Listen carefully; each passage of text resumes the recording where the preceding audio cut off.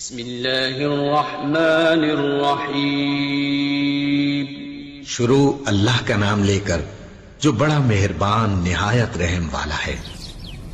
معزز ناظرین، آج آپ پروگرام تاریخ چورا شریف کی 8ویں قسط ملاحظہ فرما رہے ہیں۔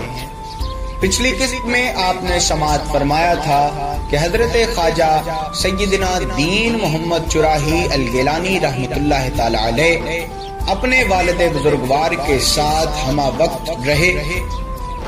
آپ کے ہر سفر میں خواجہ دین محمد چراہی آپ کے ساتھ رہے اور چورا شریف ہجرت کے وقت بھی خواجہ دین محمد چراہی گیلانی رحمۃ اللہ علیہ اپنے والد بزرگوار کے ساتھ تھے، اور آپ نے اپنی زندگی میں ہی خواجہ دین محمد چراہی کو بیعت کی اجازت عنایت فرمائی، اور جو کوئی بیعت کرنے آتا خواجہ دین محمد چراہی گیلانی کے دست اقدس پر ہی بیعت کرواتے۔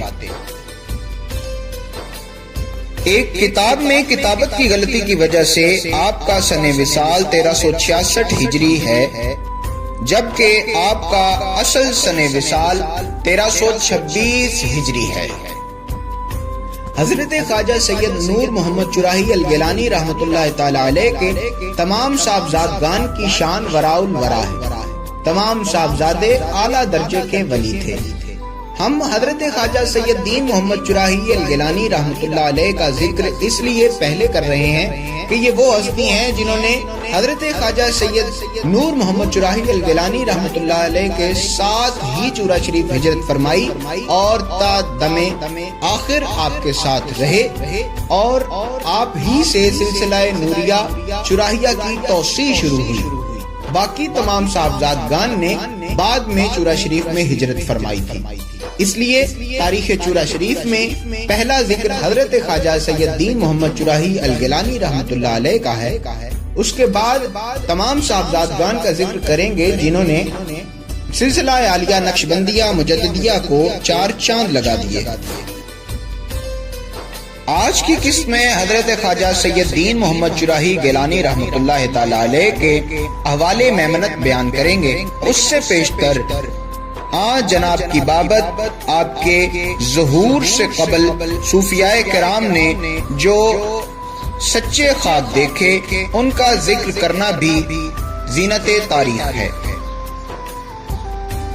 آپ کی والدہ ماجدہ یعنی حضرت خواجہ سید نور محمد چراہی گیلانی رحمۃ اللہ علیہ کی زوجہ مطہرہ نے خواب میں دیکھا کہ میری داہنی آستین میں چاند اور سورج دونوں داخل ہوئے اور بائیں آستین سے نکل گئے، اور بائیں آستین سے داخل ہو کر دائیں آستین سے نکل گئے، اور چاند ستارے میرے سینے میں داخل ہو کر نکل گئے۔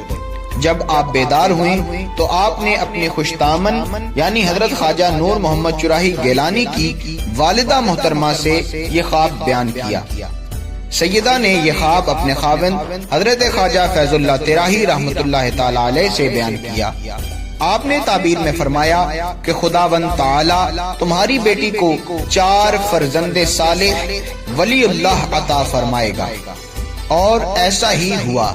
حضرت خواجہ سید نور محمد چراہی گیلانی رحمۃ اللہ علیہ کو اللہ کریم نے 4 فرزند صالح ولی اللہ عنایت فرمائے۔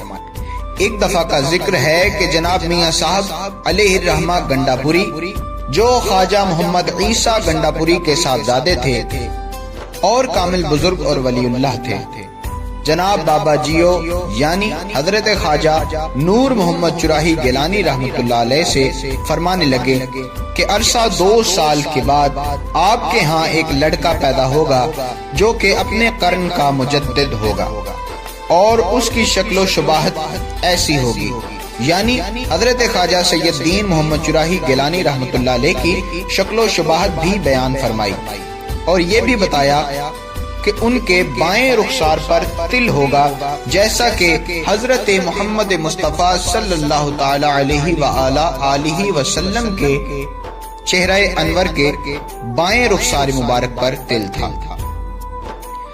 جب آپ کی ولادت کا دن آیا تو اس رات میاں صاحب گنڈا پوری ان کے دیدار کی نیت سے آپ کی مسجد میں اترے۔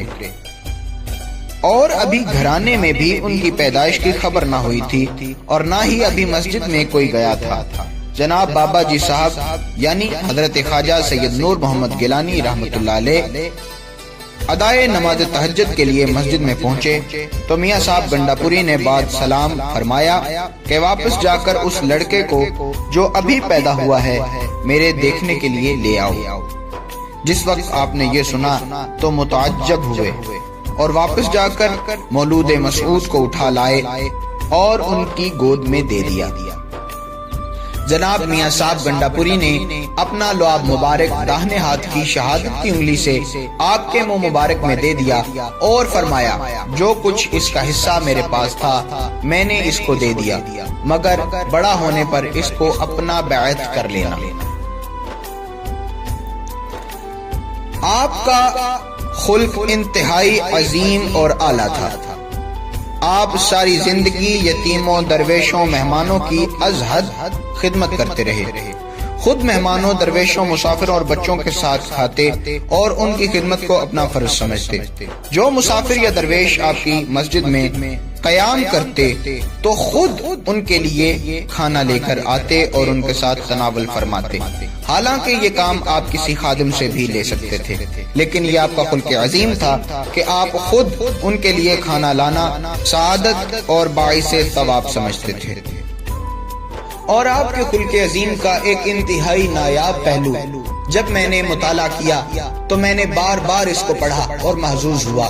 آپ کی سماعتوں کی نظر کرتا ہوں،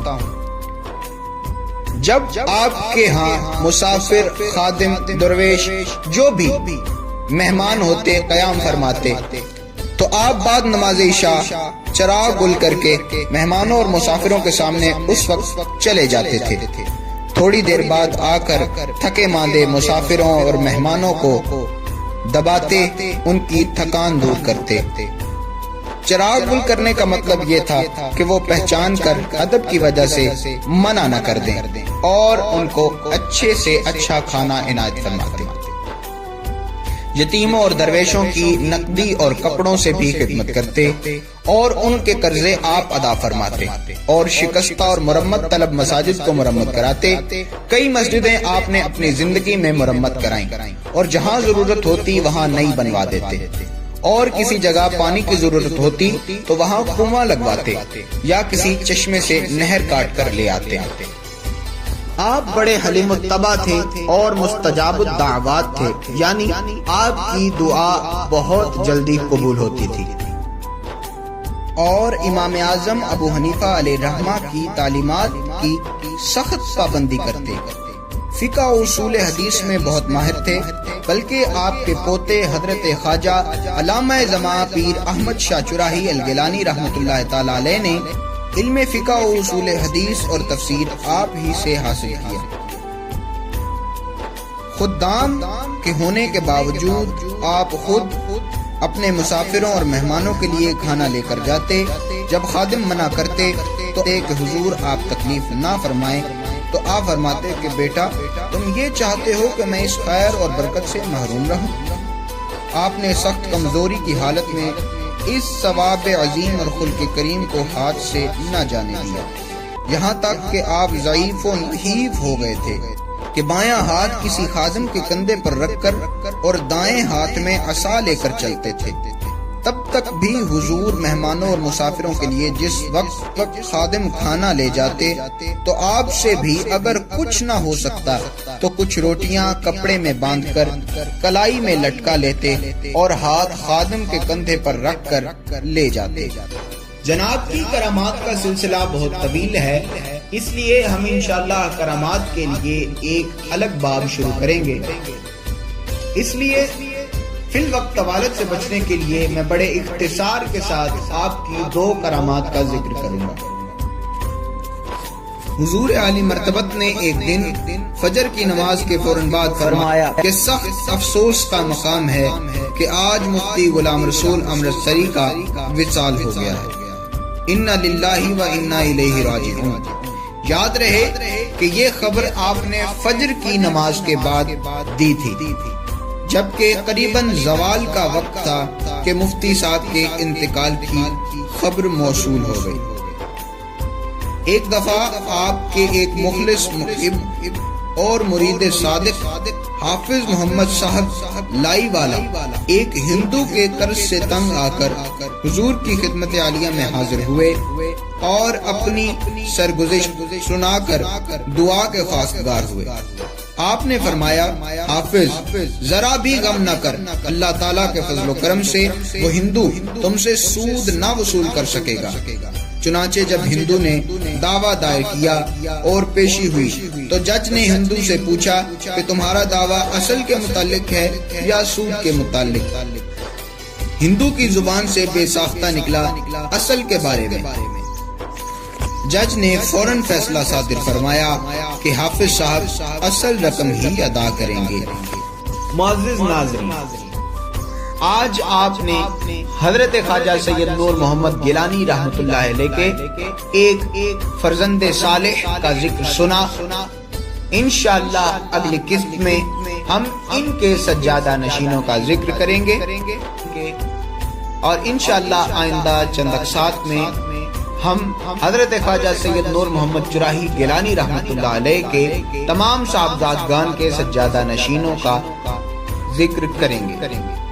تب تک کے لیے ہمیں اجازت دیجیے۔ نبی کریم صلی اللہ علیہ وآلہ وسلم اور آقا کی آل اور آقا سے محبت کرنے والوں سے بے حد محبت کیجیے اور اگلی ویڈیوز کے حصول کے لیے ہمارے چینل کو سبسکرائب کر لیجیے۔